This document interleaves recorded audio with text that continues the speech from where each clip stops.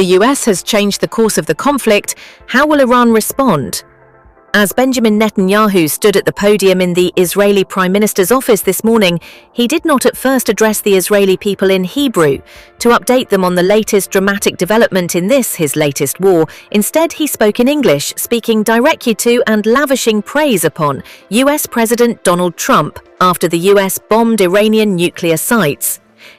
If Netanyahu's tone was triumphant and the smile barely suppressed, it is hardly surprising.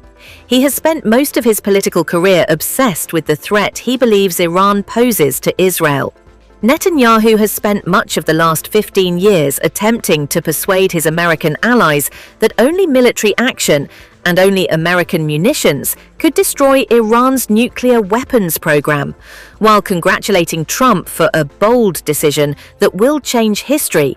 Netanyahu can also congratulate himself on changing the mind of a US president who campaigned against overseas military adventures, and whose supporters were overwhelmingly opposed to joining Israel's war against Iran.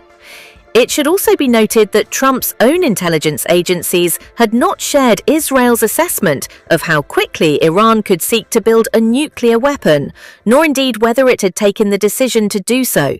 Throughout this conflict, which began just 10 days ago, Israel's government and military have insisted that Israel had the capacity to deal with the Iranian threat on its own.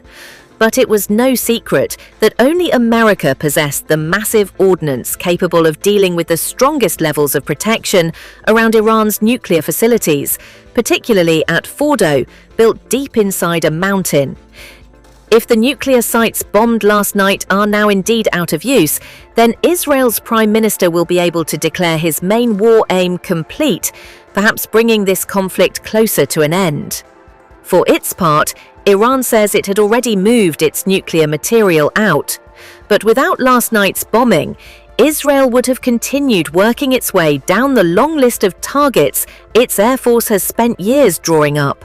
Damage would continue to have been inflicted on the Iranian military, on its commanders, on nuclear scientists, on government infrastructure, and on the parts of the nuclear program accessible to Israel's bombs.